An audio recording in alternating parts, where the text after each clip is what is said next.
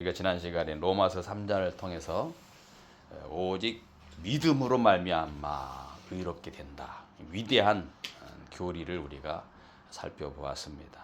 사도 바울이 이제 4장에 딱 들어서면은 그 교리가 단순한 신학적인 이론이 아니고 실제로 구약 성경 전체를 통해서 주시는 하나님의 유일한 방법이라는 사실을 증명하려고 이 로마서 4장에 있는 말씀을 보여주고 있는 겁니다.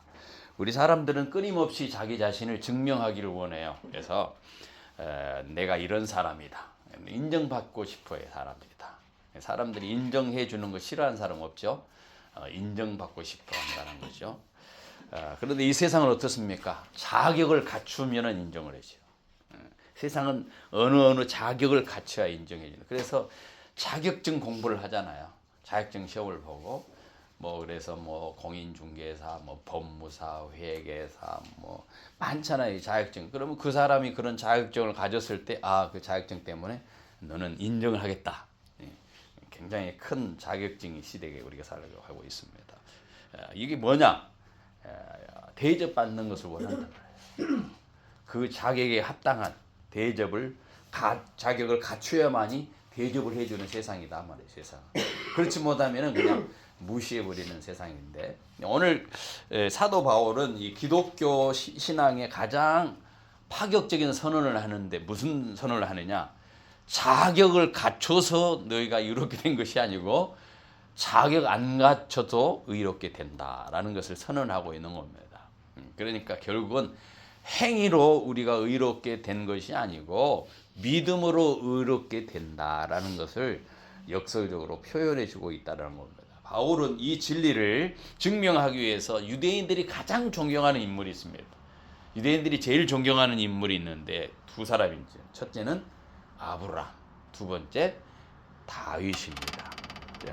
아브라함에 대한 이야기를 먼저 사도 바울은 여기서 설명을 합니다. 그래서 1절부터 8절의 내용이 그런 내용입니다. 우리는 흔히 아브라함 하면 어떤 생각을 하면 믿음의 조상, 그가 순종했기 때문에 복을 받았다 이렇게 생각을 합니다. 그런데 성경은 다른 관점을 보여주고 있다는 겁니다. 우리가 계산하는 아브라함이 이래해서 하나님이 인정해줬어 이런 차원하고 실제로 성경에서 묘사하는 아브라함은 좀 다르다라는 거예요. 어떻게 다르냐? 사람들은 본능적으로 인과응보에 익숙해 있습니다. 인과응보라는 말 알죠? 내가 이만큼 하면은 이만큼 받는다. 내가 이만큼 노력하면 하나님께서 이만큼 주신다. 신앙생활에도 그렇게 생각을 하는 경향이 많이 있단 말이죠. 이렇게 하면은 결과에 따라 이렇게 얻어진다. 그런데 바울은 그렇게 하는 것을 뭐라고 얘기하냐면 그것은 일하는 사람이 삭 받는 것하고 똑같다라고 말을 합니다. 일하는 사람이 그냥 일 안 하고 받아야지 그것이 인정되고 기쁨이지, 일하면서 받으면은 그것은 삭을 받는 것하고 똑같다라는 것이죠. 우리가 노력해서 구원을 얻는다라면은 그것은 은혜가 아니고 뭐예요? 삭을 받는, 보수를 받는 거죠. 그게 안 맞다는 얘기죠. 그래서 지금 아브라함을 여기다 묘사를 하고 있는 겁니다. 하나님이 아브라함을 고용하는 고용주가 아니라는 거예요. 아브라함에게 뭐를 주신다? 은혜를 베푸시는 분이었다는 것을 보여주고 있는 겁니다. 그래서 우리의 구원도, 아브라함의 그 구원도 행위로 말미암은 것이 아니고 전적으로 하나님의 은혜였다라는 사실을 여기서 선포해 주고 있는 겁니다. 우리가 읽었지만 다시 한번 로마서 4장 1절부터 3절 말씀 다시 한번 읽어보기를 원합니다. 같이 읽습니다. 그런즉 육신으로 우리 조상인 아브라함이 무엇을 얻었다리요?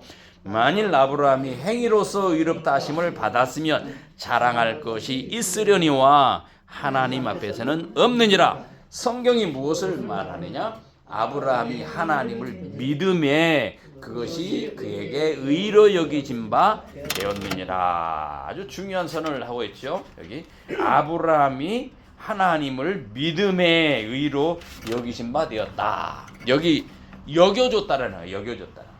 여겨줬다라는 아주 신비가 나오네요. 여겨주심. 우리를 향해서 하나님이 여겨주심. 그런 은혜가 있는 줄 믿습니다. 오늘 본문의 가장 중요한 단어가 여겨주심. 원어로는요 로기조마이 이렇게 표현했어요. 로기조마이 여겨졌다. 예. 이는 회계 용어예요. 회계 알죠? 회계사들이 하는 회계의 용어인데 내 통장에 잔고가 없는데 타인의 재산이 내 이름으로 입금되어지는 전가된 그런 의미가 있습니다. 그러니까 이 로기조마이라고 하는 단어는 계산한다, 전가하다, 인정하다라는 믿음으로 의로 여긴다라는 말 그런 것이죠. 그러니까 의를 만드는 것이 내가 아니고 의를 인정해 주는 거예요. 인정. 전가라고 하는 단어가 전가해 준다라는 말은요. 하나님이 죄인인 우리를 보실 때 우리 안에 있는 것을 보고 의롭다 하시는 것이 아니라 잘 들어보세요. 하나님이 우리를 보실 때 우리의 안에 있는 의로운 행위를 보시고 의롭다고 하는 것이 아니라 우리 밖에 있는 어떤 것, 즉 예수 그리스도의 의를 우리에게 전가시켜줬다. 간주해 준 거예요. 간주. 그게 뭐냐? 로기조마이라고 하는 단어예요. 여겨주는 거예요. 내가 의로워서, 내가 똑똑해서, 내가 착해서, 내가 보잘것이 있어서 그런 것이 아니고 나는 나의 것은 안 보고 하나님이 우리를 의로 여겼을 때 예수 그리스도의 그 가지고 있는 의를 우리에게 그냥 덧입혀 주신 거예요. 이런 단어를 쓰고 있는 거예요. 그러니까 아브라함이 어떤 사람이냐? 아브라함이 행위로 의로우신 게 아니라는 거예요. 자랑할 것이 없다라는 그래서 아브라함도 자랑할 것이 없다라는. 뭐 어떻게 됐다? 아브라함이 하나님을 믿음의 의로 여겨진 바 됐다. 믿음이라는 단어를 우리가 꼭 자기의 의지를 우리가 생각을 한단 말이죠. 우리는 믿음이라는 말 나오면 내가 막 돌을 닦고 새벽에 정한수 떠놓고 뭐 하나님 앞에 그냥 열심을 내고 그걸 믿음이라고 생각하는 거. 인간의 어떤 것을 동원하는 것을 믿음이라고 얘기하는데 성경에서 믿음이라는 그런 뜻이 아니에요. 믿음은 은혜, 거저주심, 의를 덧입혀 주심. 계속 얘기하잖아요. 그게 복음이라고. 그런 의미예요. 내가 어떤 것을 만들어서 내 속에 끄집어낸 것이 아니라 하나님이 거저주시는 은혜를 내가 덧입는 거. 이게 은혜, 이게 믿음이에요. 이게 믿음. 아브라함이 잘나서 그런 것이 아니라 아브라함도 우상 숭배하던 그런 지역에 살았던 사람 아닙니까? 그죠? 아버지 테라가 우상 장사했어요. 그 우상을 섬겼던 그 아버지의 그 영향 아래에서 우상 숭배했던 사람인데 하나님께서 갈 때 우르를 떠나 내가 내게 지시할 땅으로 가라 그렇게 말씀하시잖아요. 아브라함이 가는 거야. 사도행전을 보면 가다가 어느 지점에 이르니까 안 가. 가기 싫은 거야. 최고의 자기 지역을 자기를 보호할 수 있는 그 변방을 그 지역을 떠나는 것이 힘든 거야. 그런데 하나님께서 그때 어떤 일을 하시느냐? 아브라함의 아버지 테라를 거기서 죽게 해. 안 가니까. 죽고 나서 아브라함이 다시 떠나갑니다. 하나님. 성경에는 뭐 하나님께 꿈에 나타났다 그런 표현을 쓰고 있는데 하여튼 하나님께서 나타나셔서 아브라함을 너 거기서 머무면 안 된다 가게 하는 거야. 인간적으로 갈 수 없는 상황이지만 그런 아브라함인데도 불구하고 하나님께서 아브라함 아버지를 죽게 함으로 그가 다시 가도록 만들어 주시는 하나님. 이게 인간이 아니었대. 아브라함이 가고 싶어서 간 거 아니에요. 아브라함이 막 약속을 쫓아서 처음 달려 이게 아니에요. 똑같이 우리 같은 사람인데 하나님께서 그런 상황을 만들어서 이렇게 아브라함을 이끌어 가신 것처럼 여전히 우리도 그렇지만 이 아브라함이 의인이 된 것 여전히 아브라함의 행위가 아니라 자랑할 데 없다. 그래서 하나님이 은혜로 믿음으로 되었다 그렇게 선포를 하고 있는 것입니다. 또 나오는 단어가 뭐냐면은 4절부터 8절의 내용은요. 이제 아브라함에 대한 얘기를 딱 해요. 그래서 또 들어서 설명을 합니다. 또 누구를 대해 설명하냐? 다윗을 들어서 설명합니다. 우리 4절부터 8절 말씀을 같이 읽어봅니다. 시작.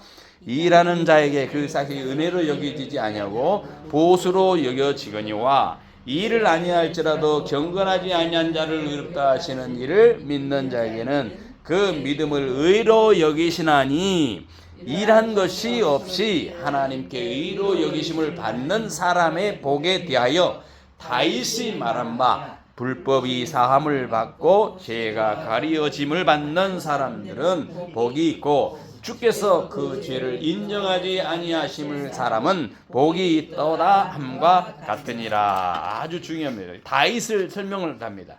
다윗이 어떤 사람입니까? 성경에 보면 엄청 나쁜 짓을 많이 한 사람이에요. 우리는 다윗이 막 대단한 사람으로 생각하잖아요. 막 다윗의 별까지 있고. 근데 성경에서는 나쁜 짓을 많이 했어요.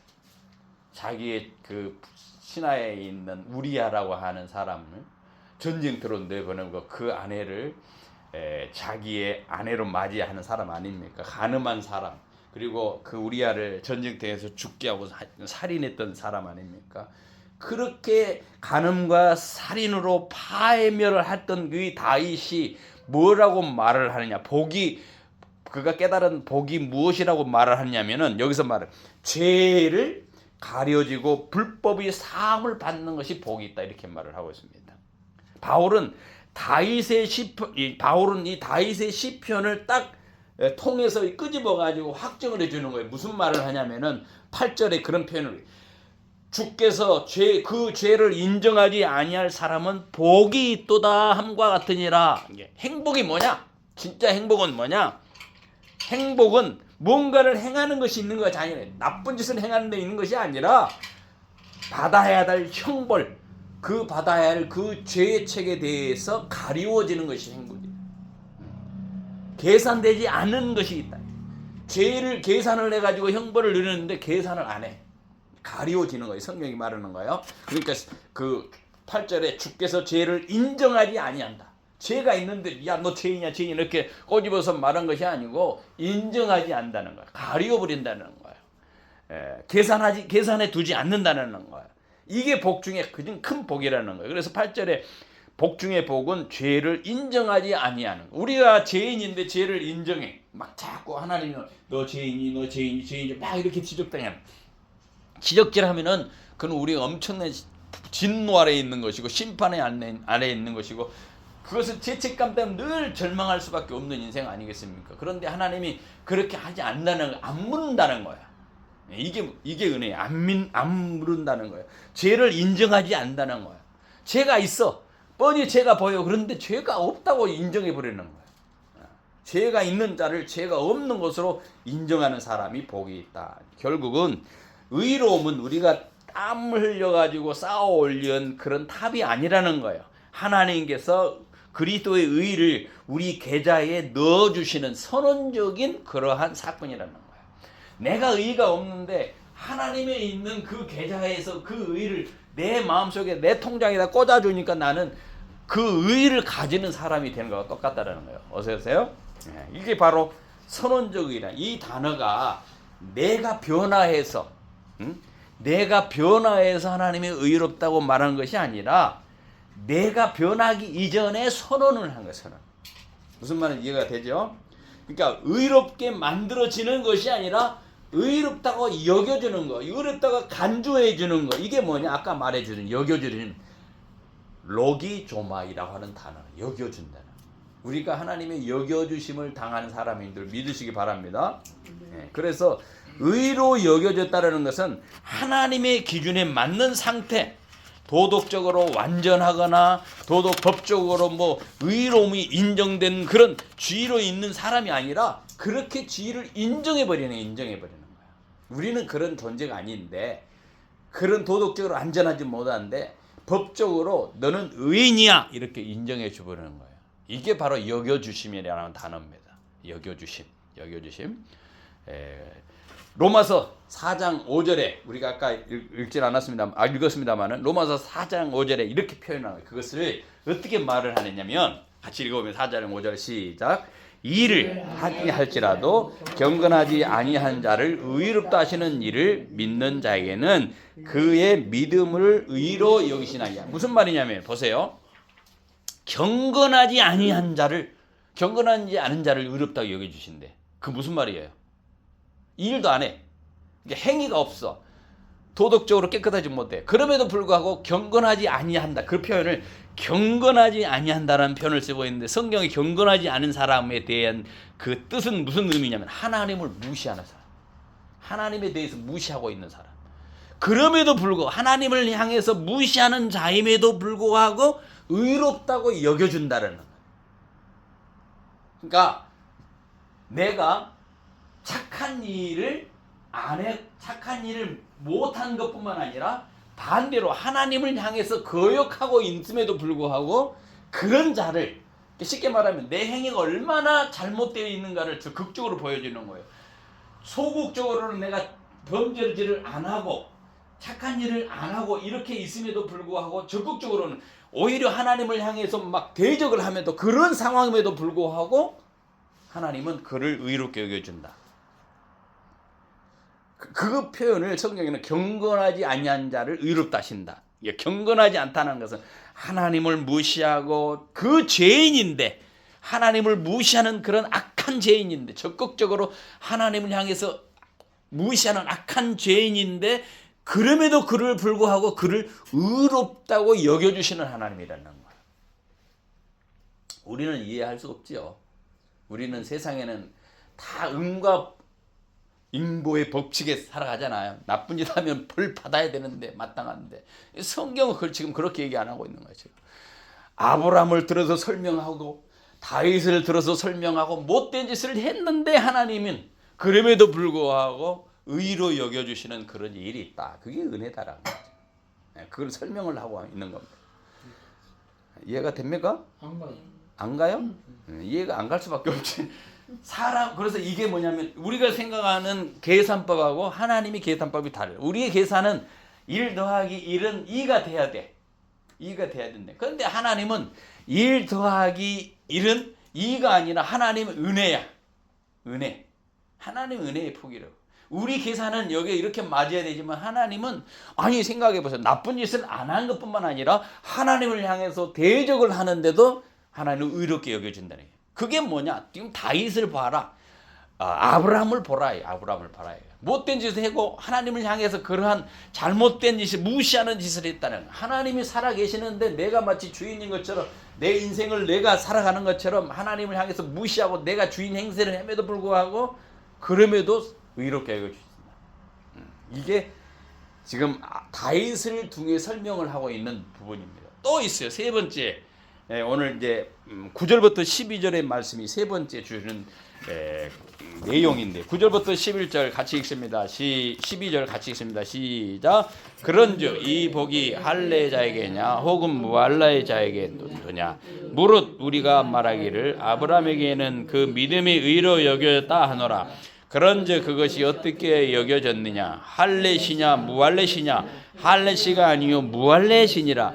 그가 할례 표를 받은 것은 무할례시의 믿음으로 된 의를 인춘 것이니 이는 무할례자로서 믿는 모든 자의 조상이 되어 그들도 의로 여기심을 얻게 하려 하심이라. 또한 할례자의 조상이 되었나니 곧 할례 받을 자뿐만 아니라 우리 조상 아브라함이 무할례에 가졌던 믿음의 자취를 따르는 자들에게도 그러하니라. 아멘. 무슨 말이냐? 아주 중요한 메시지예요.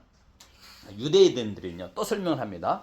자, 아까 아브라함을 설명을 하고 다윗을 설명하고 다시 아브라함을 또 들어서 설명을 해요. 유대인들은 중요하게 여긴 게 할례를 받았느냐 안 받았느냐. 우리가 지난번에 얘기했죠. 할례를 받았느냐 안 받았느냐 굉장히 중요합니다. 그게 할례를 받으면 할례자, 할례를 안 받은 사람은 무할례자. 무할례자는 이방인들이라 얘기를 했죠. 유대인들은 할례라는 이 종교 형식이 그들은 어떻게 구원의 보증수표라고 생각해요. 할례를 받으면 무조건 구원받는다. 그렇게 생각했단 말이죠. 바울도 그래서 날카로운 질문을 여기서 합니다. 아브라함이 의롭다함을 받은 것이 할례냐, 할례 전이냐, 할례 후냐 설명한 거예요.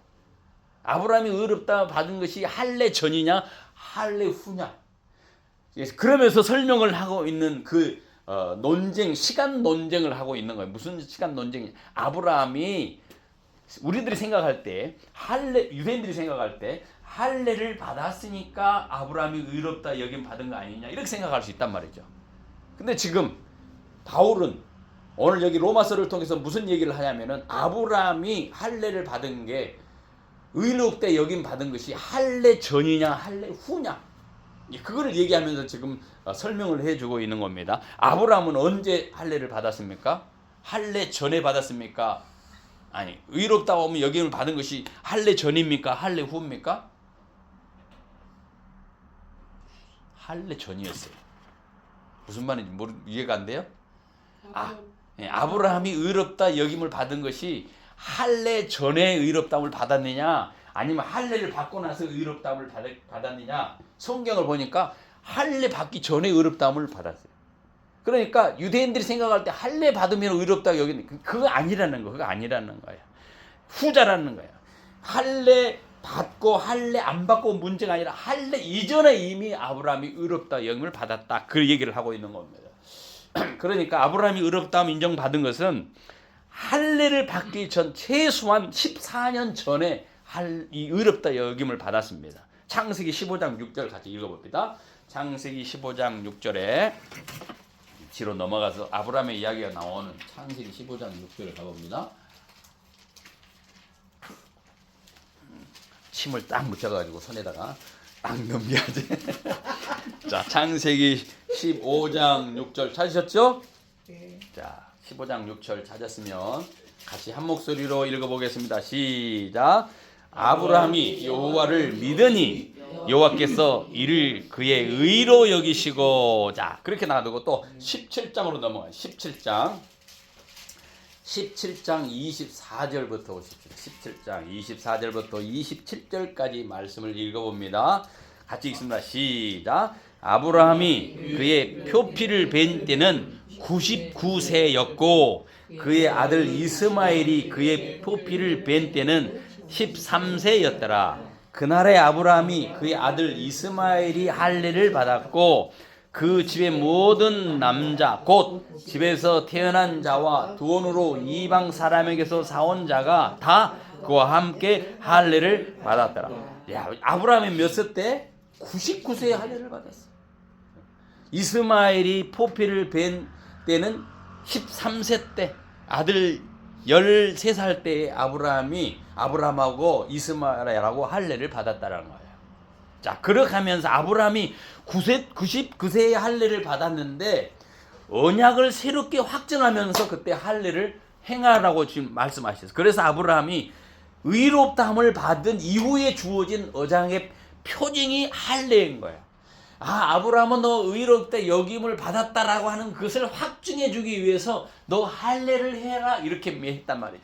그러면은 할례가 먼저냐 의롭다함이 먼저냐? 의롭다함이 먼저라는 게, 그 의롭다함을 확증해 주는 표징으로서 할례를 받았다. 오늘날로 말하면은요, 우리가 세례를 받아서 구원을 받는다, 그렇게 말하잖아요. 세례를 받아서 구원을 받았다는 말은 무슨 말이냐면은 내가 예수를 믿었기 때문에 세례를 받는 것이지, 세례를 받아서 구원을 받는 거잖아. 예수를 내가 믿는다는 그 마음이 있고 그것을 확증하는 것으로서 다른 사람들이 나는 예수 믿는 사람이야, 그걸 하기 위해서 세례라고 하는 의식을 내가 받는 거죠. 그죠? 예. 세례를 받았어. 군대에서 내가 저기 논산 훈련소 가다 보니까 막 수백 명이 와가지고 세례를 받았어. 하루에 몇십 명씩 세례를 줬어. 그 사람들이 아멘 하는 사람도 그냥 빵 얻어먹으러 왔어. 그런데 세례를 받았다고 해서 전부 다 구원 받았느냐? 그렇지는 않아요. 이 사람이 진짜 예수를 믿고 예수 그리스도 안에 있으면 진짜 그 사람이 세례를 받은 것은, 아, 내가 구원 받은 것에 대한, 예수 믿는 사람의 확증으로서 세례를 받은 것이지만, 그렇지 않으면 그 의미가 없는 거잖아요. 그죠? 그래서 어떤 사람은 옛날에 보니까 나는 요단강 세례물로 세례를 받았다 자랑하는 사람이었어. 옛날에 우리 교회인데 청년은, 그분은 그랬어. 세례를 2번 받았어. 왜 2번 받았느냐? 목사님이 한국에서 세례를 줬는데 목사님이 해외에 성지순례 가갖고 요단강 물을 조금 가져왔어. 그 물로 갖고 세례를 받았대. 그래서 자기는 세례를 2번 받았대. 세례를 2번 받았다니까 확신이 있느냐? 꼭 그거는 아니라는 거예요. 세례를 2번 받든 3번 받든 의미가 없어요. 그 여기 할례를 받았다. 이스라엘 백성들이 할례를 받아야 구원받죠. 그거 아니라는 거예요. 나는 99세에 할례를 받았어. 그 왜 할례를 받았느냐? 하나님의 언약의 확증으로 네가 의로운 사람이다라고 보여주기 위해서 하나님께서 할례를 하라고 했다라는 거예요. 이방의 객도 그 얘기를 지금 설명을 하고 있는 거예요. 그러니까 할례가 의로움을 만든 것이 아니라 이미 믿음으로 얻은 의로움에 대해서 뭐였다? 인친 것이었다. 확인하는 것이었다. 그 말입니다. 할례는 무엇인가? 결국은 원인이 아니고 뭐다? 결과였다. 결과. 원인은 뭐예요? 하나님이 의롭다고 여긴 것이고, 결과로 내가 할례를 받는 거예요. 결과로. 그러니까 할례는 원인이 아니고 할례는 결과의 표시에 불과하다.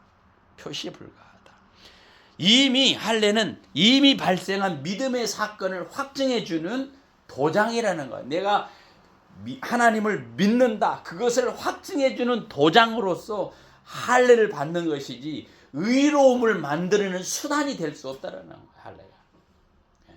만일 여러분이 내 힘으로 내가 회심 없이 종교적인 의식에 매달린다면 여러분은 아브라함의 이 길에서 멀어지는 거예요. 아브라함은 그것이 아니라는 거예요. 본질이 중요하다는 거예요. 본질, 더 중요한 하나님의 은혜, 하나님의 의가 더 중요하지. 그건 딱 뺏겨놓고 내가 행동으로 교회 열심히 나오고 전도하고 봉사하고 뭐 열심히 했기 때문에 구원받은 건 아니라는 거예요. 내가 구원받았으니까 전도하고 열심히 사랑하고 봉사하고 수고한다는 거예요. 거꾸로 되면 안 돼. 거꾸로 되면 안 돼. 거꾸로 되면 힘드는 신앙이에요. 그거는 잘못된 신앙이에요. 모르는 신앙이에요. 모르는 신앙. 자기를 막 짜내는 거야. 그러면 짜내면 얼마나 힘들겠어요. 그죠? 없는데 있는 척 해야 되잖아. 기도도 안 되는데 기도하는 척 해야 되고 막 해야 되잖아. 막 집에 교회에서는 권사님이라고 하는데 밖에 나가면 그렇게 뭐 권사님을 척 해야 되기 때문에 내가 막 해야 되잖아. 이게 하면 안 된다니. 그게 아니라는 거야. 권사님이 척이 아니라 내 속에 그리스도의 은혜가 있으면 그 사람이 짜면은 권사님의 모습으로 나오기도 하고 목사의 모습으로 나오기도 하고 다른 모습으로 나올 수 있다라는 거야. 이게 성령의 열매도 그 마찬가지예요. 성령의 열매는 오직 사랑과 희랑과 화평과 자비와 양성과 충성과 온유와 절제 쭉 나오잖아요. 성령의 열매는 내가 맺고 싶어 해야 되겠다, 뭐 사랑해야 되겠다, 뭐 인내해야 되겠다 그렇게 해서 되어지는 게 아니라는 거야. 우리 속에 성령이 내재하면 다 당연하게 나타나야 되는 현상들이다. 성령이 많이 지배하면 많이 나타나겠죠, 그죠? 성령의 충만함을 받으면 받을수록 어떻게 해요? 돌에 던져도 주여 저를 용서해 주시오 이렇게 기도할 수 있게 되는 거예요. 스데반처럼. 성령이 조금만 스쳤어. 그러면 반응이 좀 덜 나타나겠죠. 이렇게 생각해 보세요. 여러분 물컵에 물이 있는데 물이 가득 차가 있을 때하고 밑바닥에 있는 거하고 다르겠잖아요. 그죠? 물은 있긴 있어. 조금 있는 사람은 안 넘쳐요. 그런데 많이 차면 넘치잖아요. 우리 그리스도 안에 사랑이 넘쳐 있으면 충만하면 그냥 뭐 사랑이 넘쳐가 그래. 다른 데로 막 흘러간다고요. 그런데 자기만 가지고 있는 밑에만 바닥에만 있으면 안 넘친단 말이에요. 똑같다라는 거예요. 보기에 그런 결과들이지. 내가 오늘 세례를 받았거나 교회에 등록 교인이 되었거나 그 사실을 가지고 우리가 위안을 얻을 필요는 없습니다. 바울이 이 종교적인 형식의 구원의 조건이 될 수 없다라는 것을 여기서 딱 설명을 해주고 있는 거예요. 내가 의롭게 된 것은 할례 이전이다. 할례를 받는 것은 내가 의롭게 된 것에 대한 인친 것이다. 보여주는 하나의 예라는 거예요. 형식적이라는 거예요. 여러분이 어떤 직분, 모태신앙을 가졌다든가 세례의 그런 받았다는 그런 경력이 그 종교적인 그 외면적인 것들이 나를 구원하는 것이 아니라 하나님이 지금 내 속에 내 중심에 살아있는 믿음을 보고 나를 구원하시는 거라는 얘기예요. 내 어떤 그런 거칠에 보고 하는 것이 아니라 그거를 얘기하고 있는 얘기가 지금 16절까지의 얘기입니다. 이제 넘어가가지고 성경 다시 읽어봅니다. 이제 그러면은 그것이 어떻게 되어졌느냐 13절에서 17절 말씀 읽어봅니다. 13절에서 17절 같이 한번 읽어봅니다. 율법이 아닌 약속으로 되어진 것이다라는 걸 우리가 알게 됩니다. 13절에서 17절 같이 읽습니다. 시작. 아브라함이 그 후손에게 세상의 상속자가 되리라고 하신 언약은 율법으로 말미암은 것이 아니요 오직 믿음의 의로 말미암은 것이니라. 만일 율법에 속한 자들이 상속자이면 믿음은 헛것이 되고 약속은 파기되었느니라. 율법은 진노를 이루긴 하나니 율법이 없는 곳에는 범법도 없느니라. 그러므로 상속자가 되는 것이 그것이 은혜에 속하기 위하여 믿음으로 되나니 이는 그 약속을 그 모든 후손에게 굳게 하려 하심이라. 율법에 속한 자뿐만 아니라 아브라함의 믿음에 속한 자에게도 그러하니 아브라함은 우리 모든 사람의 조상이라. 무슨 말이에요? 보니까 아주 중요한 메시지 하고 있어요. 하나님께서 아브라함에게 세상을 상속해 주겠다라고 하는 약속을 하신 것은 아브라함이 율법을 지켜서 그렇게 약속한 것은 아니라는 거예요. 우리 창세기 보면 나오죠. 율법은 뭐다? 한계가 있다. 율법으로서는 우리를 어떻게 한다? 진노 아래 놓이게 한다. 그래서 15절에 율법은 진노를 이루게 한다. 율법이 없는 곳에 법에는 범법도 없느니라. 율법을 가지고 우리에게 뭐를 하느냐? 우리의 죄를 비춰주게 하는 거울 같다는 거예요. 진노를 깨닫게 하는 것일 뿐이라는 거예요. 율법은 우리를 구원할 수 없다라는 거예요. 만약에 구원이 우리의 행위에 달려 있다면 우리는 평생 불안해할 수밖에 없어요. 그죠? 내가 잘할 때는 오늘 착하게 살고 좋게 살면은 내가 구원 받은 것 같고, 그렇지 아니하면은 구원 못 받은 것 같은 그런 불안한, 실수를 하면 불안한 그러한 생각이 들 수밖에 없잖아요. 그래서 구원의 확신이 없는 사람은 어떤 사람이냐면은 율법을 늘 마음에 생기고 그 율법을 가지고 자기를 평가하는 사람이에요. 그런데 구원이요, 하나님의 구원의 약속의 은혜에 달려있지 율법에 내가 율법을 지키고 안 지키느냐 그거에 달려있지 않다라는 겁니다. 그래서 구원은 결코 흔들릴 수 없다. 우리가 이 세상에서 율법 가지고 막 흔들릴 그런 상황이 아니라는 거예요. 약속이 있다. 은혜가 있다. 그 약속에 신실하다는 하나님. 그 약속 때문에 아브라함도 구원받은 것이다. 의롭다 여기는 받은 거라는 거죠. 율법을 지켜서 그런 것은 아니라는 거예요. 왜 사람들이 여기 성경을 왜 하나님은 이 구원을 율법의 준수가 아닌 약속이라고 이렇게 말씀하고 있느냐? 율법을 지켜야 된다, 그래야 구원받는다 그렇게 말하지 않고 약속이라고 얘기해요. 약속. 그 이유가 있죠. 16절에 같이 읽어보면 16절 다시 한번 읽어봅니다. 16절 시작. 은혜에 속하기 위하여 믿음으로 되나니 이는 그 약속을 그 모든 후손에게 굳게 하려 하시니, 그 약속을 그 모든 후손에게 굳게 하려고 하는 거예요. 굳게 하라는 말은 무슨 말이에요? 그 약속을 모든 후손에게 굳게 하려 하심이나. 우리의 구원을 가장 안전하게 지키게 하기 위해서 약속을 줬다라는 거예요. 약속. 만약 구원이 우리의 행위 0.1%라도 우리 행위에 달려 있다면 우리는 죽는 날까지 어떻게 해요? 불안해할 수밖에 없어. 구원의 확신을 가질 수가 없어. 내 행위로는 안 되니까. 그런데 구원의 전적인 하나님의 신실한 약속에 근거하면은 어느 누구도 그 구원을 빼앗을 수가 없다. 이것이 뭐냐? 복음의 경고함이에요. 경고함. 그러니까 이 로마에 있는 성도들에게 편지하기를, 너희들을 구원을 받는 것은 니네들의 행동에 된 것이 아니야. 네가 율법을 준수해서 된 것이 아니야. 할례를 받았다고 해서 된 것이 아니야. 하나님의 약속에 근거해서 그 말을 하고 있는 겁니다. 우리도 마찬가지. 복음에 든든히 설 수 있는 길, 흔들리지 아니하고 구원의 확신을 가질 수 있는 것은요, 내 자신에 있는 것이 아니라 하나님의 약속의 말씀. 예수를 믿어라. 그래야만 너와 내 자신이 구원을 받으리라. 약속 있잖아요. 약속. 그 약속을 붙드는 거예요. 또 하나 보십시다. 이제 18절에서 22절에 있는 말씀인데요. 믿음은 뭐냐는 거예요. 믿음에 대한 얘기를 쭉 하고 있어요. 아브라함을 통해서 다시 설명을 합니다. 믿음에 대해서 설명을 합니다. 18절에서 22절 읽습니다. 시작. 아브라함이 바랄 수 없는 중에 바라려고 믿었으니 이는 내 후손이 이와 같으리라 하신 말씀대로 많은 민족의 조상이 되게 하려 하심이라. 그가 백세나 되어 자기 몸이 죽은 것 같고 사라의 태가 죽은 것 같음을 알고도 믿음이 약해지지 아니하고 믿음이 없어 하나님의 약속을 의심하지 않고 믿음으로 견고하여져서 하나님께 영광을 돌리며 약속하신 그것을 또한 능히 이루실 줄 확신하였으니 그러므로 그것이 그에게 의로 여겨졌느니라. 자, 굉장히 중요한 메시지 있죠. 아브라함을 들어 설명을, 아브라함이 어떤 사람인지 아느냐? 많은 사람들이 믿음에 대해서 맹목적인 낙관론을 가지고 있어요. 감정적인 어떤 이렇게 흥분하면 그것이 믿음이라 생각한단 말이에요. 그런데 바울은 아브라함이 믿음이 어떤 것이냐 성격에 대해서 구체적으로 설명을 하고 있는 거야. 뭐라고 얘기하느냐? 바랄 수 없는 중에 바라고 믿었다. 18절에 아브라함이 바랄 수 없는 중에 바라고 믿었다 이렇게 말을 하고 있어요. 쭉 그렇게 얘기합니다. 아브라함은 몸이 죽은 것 같이 됐었어요. 무슨 말이냐? 아브라함이 나이가 몇 살이에요?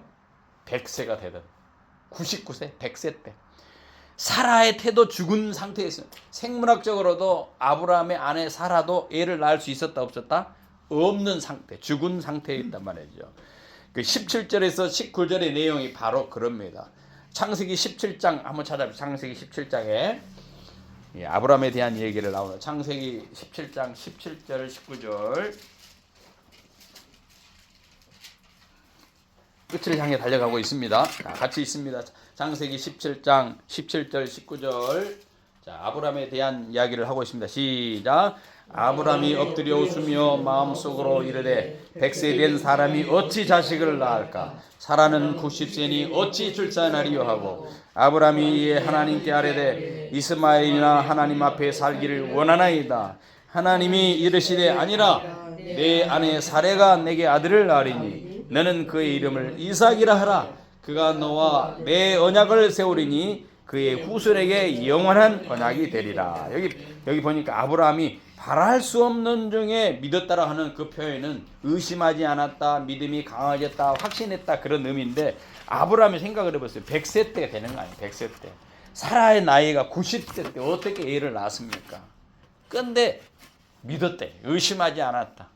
흔들리지 아니한 그런 신앙을 가지고 있었다는 그 믿음에 대해서 구체적으로 얘기합니다. 약속을 믿는 믿음이었습니다. 창세기 15장하고 오늘 여기 로마서 4장에 있는 말씀은 아브라함이 자식이 없는 상태예요. 그런데 하나님께서 뭐라고 네 자식이 하늘의 별처럼 같아질 것이다, 많아질 것이다 그런 약속을 받지 않습니까?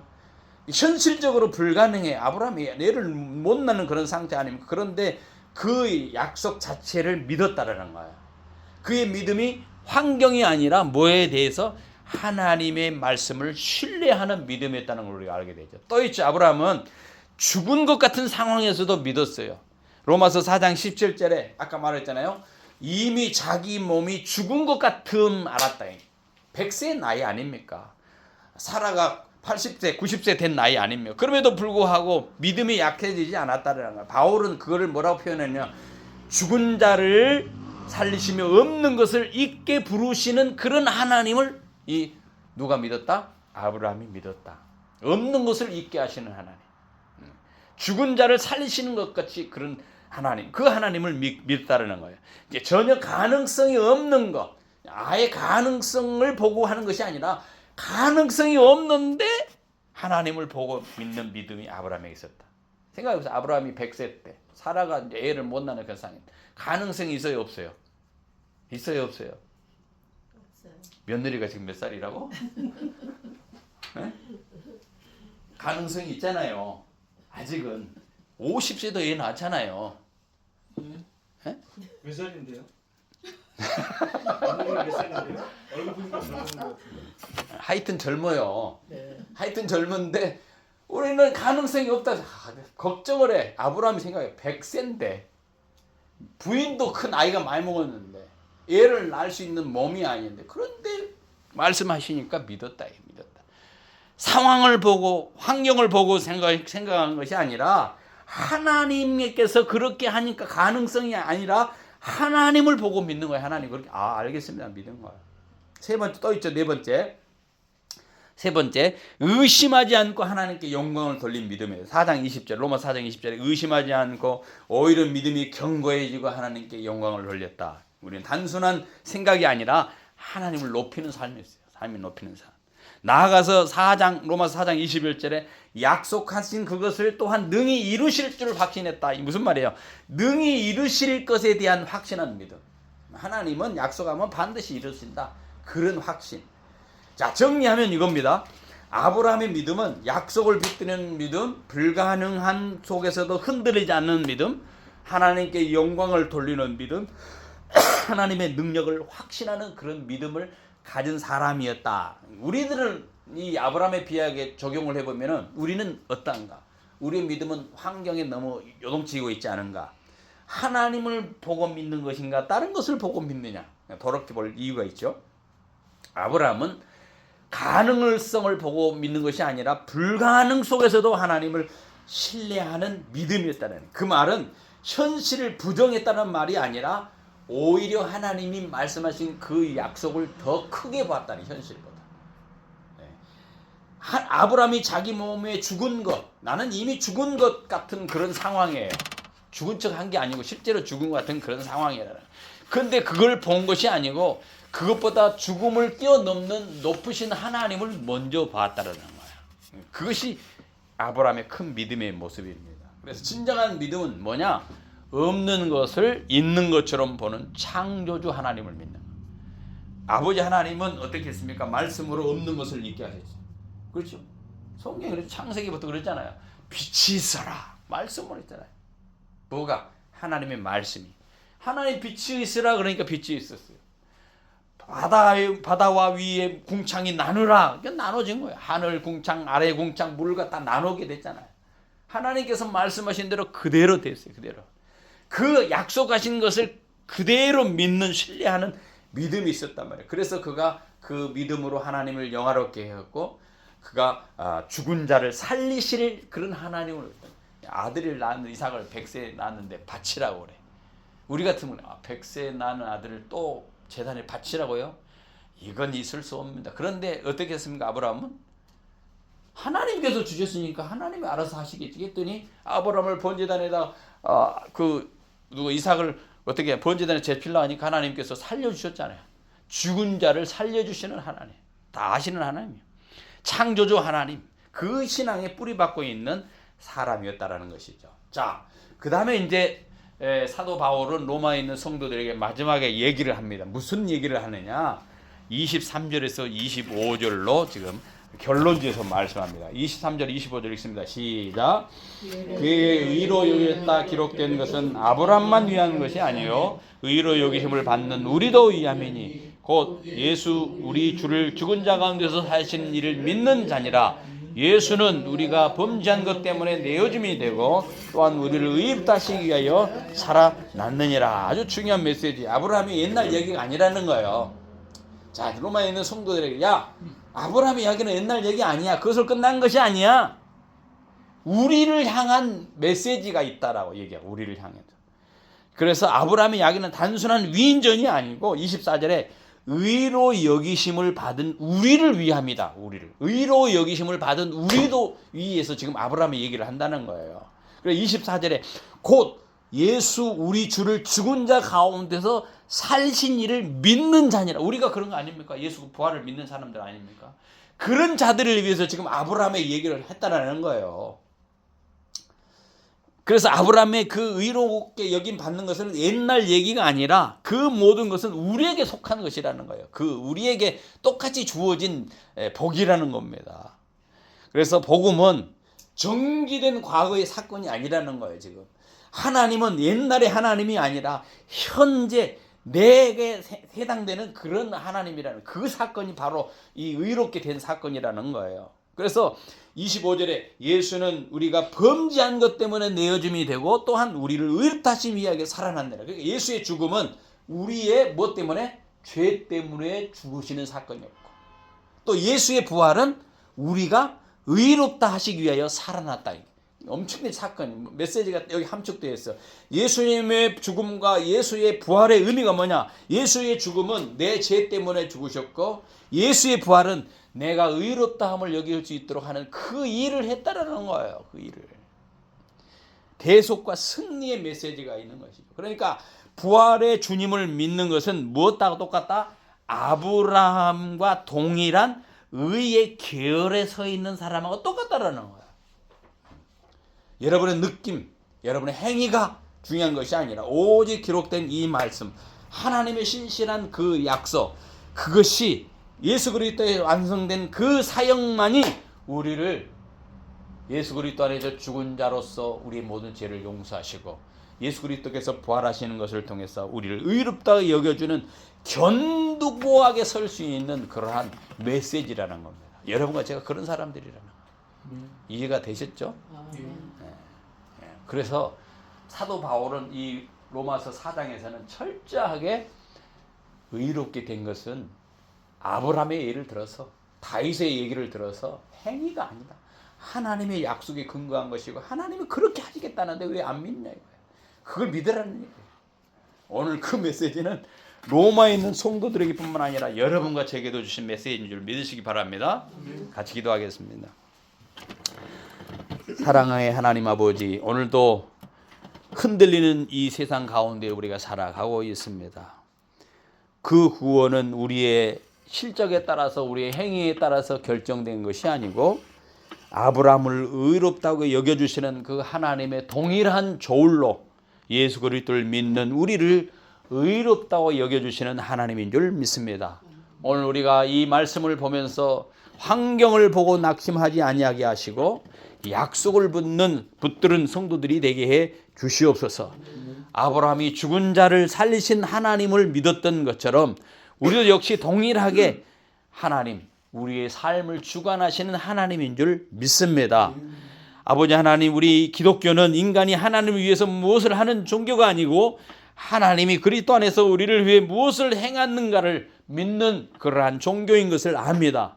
우리의 시선을 우리 자신에게 돌릴 것이 아니라 하나님 앞에 돌리기를 원합니다. 오늘 로마서 4장의 말씀을 통해서 우리의 구원이 인간의 보잘것없는 행위나 종교나 열심히 있지 아니하고 오직 하나님의 신실하신 그 약속과 예수 그리스도 안에서 완성된 의를 통하여 우리에게 확인되어 주시게 하신 것을 감사합니다. 우리는 자꾸만 우리 자신에게 근거를 차리려고 했습니다. 조금만 잘한 것이 있으면 교만해지고 부족한 것이 있으면 절망하면서 하나님 앞에 당당하게 나가지 못하는 저희들의 불신앙을 용서하여 주시옵소서.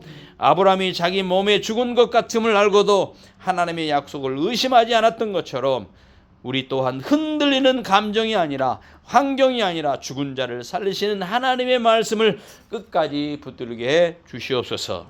우리의 범죄함 때문에 내어줌이 되시고 우리의 의롭다 하기 위하여 다시 살아나신 예수 그리스도를 우리 인생의 유일한 자랑으로 삼기를 원합니다. 이제는 나의 의가 아니라 무거운 짐을 벗어버리고 하나님께서 거저주시는 은혜의 옷을 입고 하나님의 의의 옷을 입고 기쁨으로 세상을 이기며 살아가는 우리 모두가 되게 해 주시옵소서. 우리의 영원한 의가 되어 주시는 우리 구주 예수 그리스도의 이름으로 간절히 기도하옵나이다. 아멘.